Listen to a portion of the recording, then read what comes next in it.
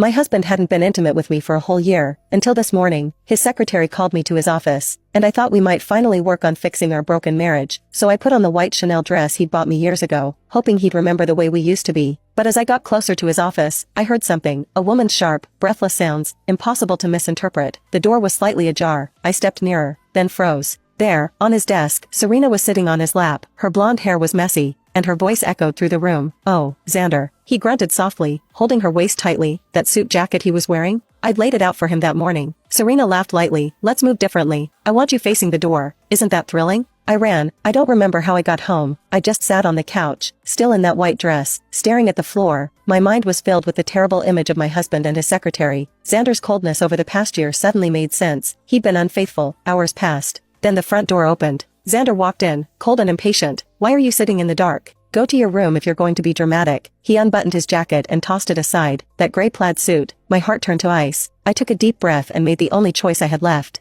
"Let's get a divorce." Xander stopped abruptly, turning to look at me in surprise. Then his expression hardened into a sneer. "What's this new trick to get my attention? Jessica, you're an adult. Don't waste your breath. I'm tired." He turned to leave, seeing his back. The same one I'd watched that morning. A sudden burst of courage rose in me. I stood up and blocked his path. "Get a divorce, Xander. Stop being unreasonable," he snapped, grabbing my wrist and pushing it away. I stumbled, almost falling. He looked at me with pure dislike. "Divorce me? The house you live in, the jewelry you own, this comfortable life, they all come from me. Are you sure? Do you want to go back to your father?" His words felt like a punch. He'd never looked down on my family before, but now he was using them against me. "You know I don't care about those things," I whispered. "Don't act so noble," he said, looking down at me arrogantly. "You're wearing a limited edition Chanel dress you couldn't buy yourself. Don't say you don't care." He remembered the dress, but he'd forgotten what it meant. I let out a bitter laugh. "I can give everything back to you," I said, my voice growing stronger. "I just have one request. Divorce. I don't want to live with someone who's unfaithful anymore." "Unfaithful?" He frowned, a flicker of something unreadable in his eyes before they turned cold again. "Stop pretending. I know about you and Serena." He was silent for a moment, then a slow, cruel smile spread across his face. "Yes," he admitted, his voice sharp. "You stopped feeling like a partner to me. Serena is more engaging, and you know what? She gets me in a way you don't.